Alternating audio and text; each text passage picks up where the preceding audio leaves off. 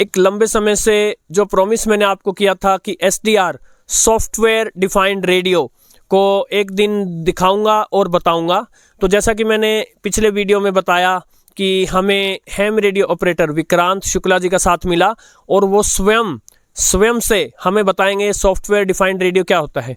मैं एक छोटी सी इंट्रोडक्शन दे देता हूँ। पुराने समय में रेडियो एक हार्डवेयर के रूप में आता था।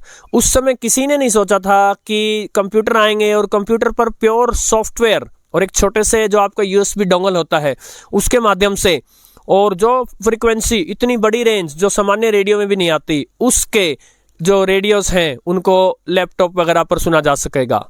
सो आइए सीधा चलते हैं विक्रांत जी के पास और सॉफ्टवेयर डिफाइंड रेडियो SDR के विभिन्न पहलुओं के बारे में विभिन्न प्रश्न उनसे पूछेंगे।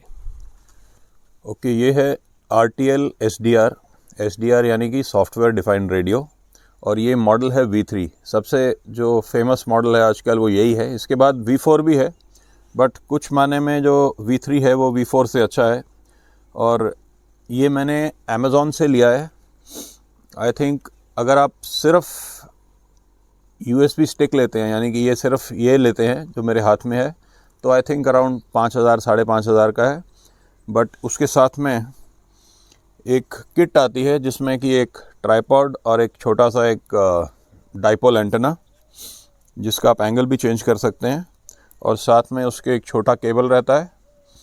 इस केबल का एक एक्सटेंशन भी रहता है, और एक ग्लास के ऊपर माउंट होने वाला वैक्यूम कप एंटेना जो है वो भी इसके साथ आता है। वो मैं लेके नहीं आया हूँ आज, लेकिन वो भी इसके साथ आता है।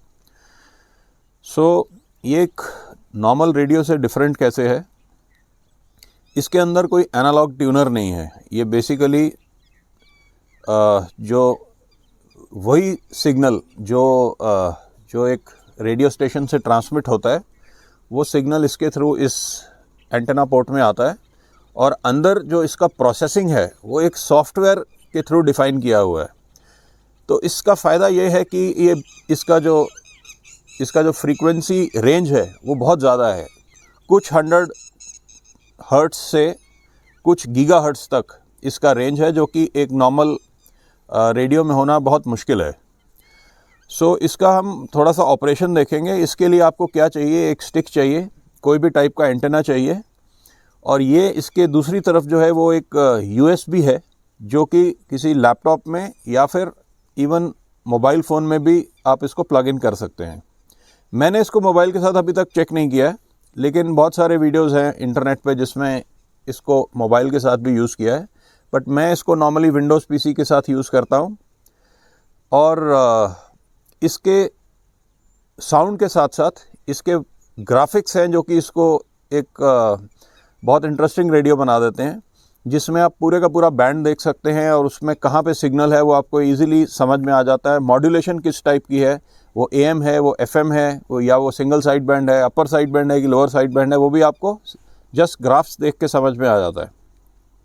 तो इसका हम छोटा सा एक डिस्प्ले करते हैं, एंड उसके बाद देखते हैं कि इसको कैसे यूज़ किया जाता है। अच्छा, एक चीज़ मैं बोलना चाहता था। बहुत सारे लोग सोचते हैं कि इसको चलाने के लिए आपको डेटा का या इंटरनेट का जो है वो अवेलेबिलिटी चाहिए, लेकिन ऐसा कुछ नहीं है। ये एक रेडियो है, सो इसको चलाने के लिए ना इंटरनेट चाहिए हमें, ना इसको चलाने के लिए हमें कोई डेटा सर्विस चाहिए। ये अपने आप में एक रेडियो है। हाँ, जब आपको इसको इंस्टॉल करना है अपने PC के ऊपर, उस समय के लिए आपको इंटरनेट कनेक्टिविटी चाहिए, ताकि आप वो जो सॉफ्टवेयर है उसको डाउनलोड कर सकें, ड्राइवर को डाउनलोड कर सकें। लेकिन उसके बाद इंटरनेट की इसके साथ कोई आवश्यकता नहीं है।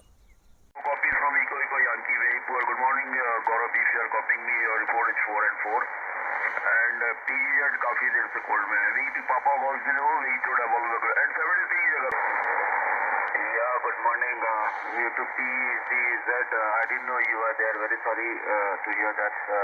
Very sorry that I could not get you. 519 plus, lovely copy, lovely copy. And before you go, तो आज से शायद TV से वगैरह में भी आप देखेंगे। सो अभी हम इसको ऑपरेट करके देखेंगे।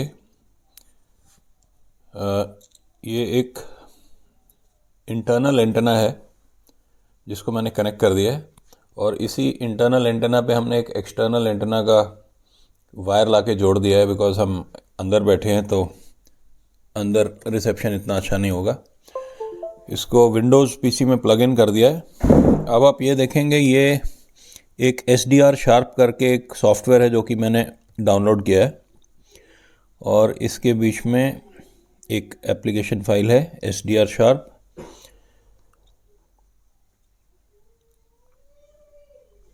सो ये हमारा पेज खुल गया है। अभी हम इसको प्ले करेंगे तो इस समय ये AM में यानी कि एम्पलीट्यूड मॉड्यूलेशन में है, और इसका जो सैम्पलिंग मोड है ये हमने direct sampling Q branch select किया हुआ है। सो इसको जब हम प्ले करेंगे तो ये जितने पीक्स आ रहे हैं वो सारे के सारे जो हैं वो स्ट्रॉन्ग सिग्नल्स हैं। तो इन्हीं में से एक को हम ट्यून करके देखते हैं।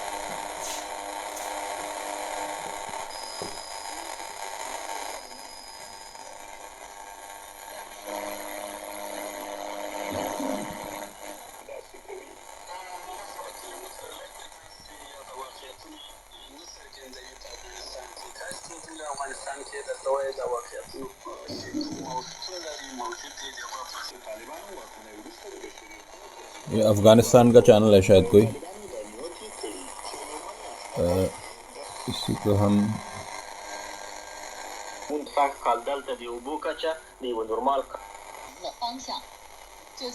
चाइनीज स्टेशन है कुछ।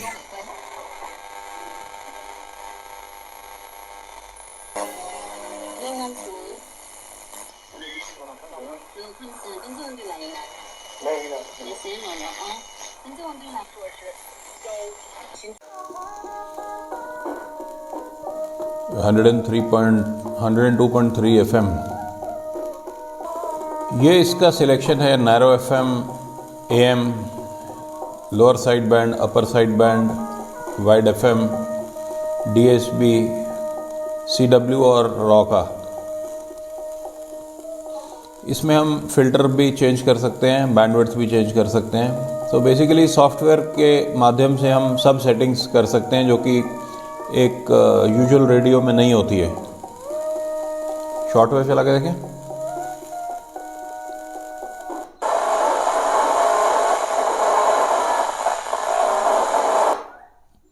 इसकी सैम्पलिंग मोड चेंज करेंगे, डायरेक्ट सैम्पलिंग Q ब्रांच, और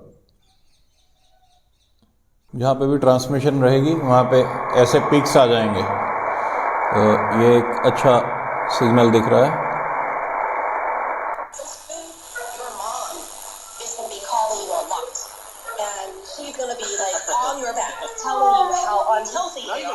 कोई चाइनीज सिग्नल है।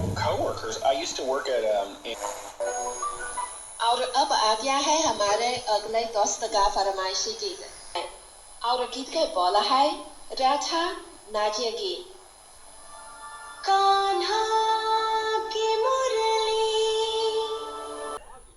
तो साथियों, अभी आपने विक्रांत शुक्ला जी से समझा कि सॉफ्टवेयर डिफाइंड रेडियो क्या होता है, और जैसा कि उन्होंने बताया कि जैसे एक नॉर्मल रेडियो सिग्नल को पकड़ के और उसके अंदर प्रोसेसिंग करता है, यहाँ कोई हार्डवेयर नहीं लगा, कोई कंपोनेंट ऐसे नहीं लगे जो उस सिग्नल को प्रोसेस करेंगे, अपितु एक सॉफ्टवेयर उस सिग्नल को प्रोसेस कर रहा है। और आपको जो स्क्रीन पर दिख रहा है इसका सॉफ्टवेयर, इसमें आपने बहुत सारे कंट्रोल्स देखे, ऊपर डिस्प्ले हो रही फ्रीक्वेंसी देखी।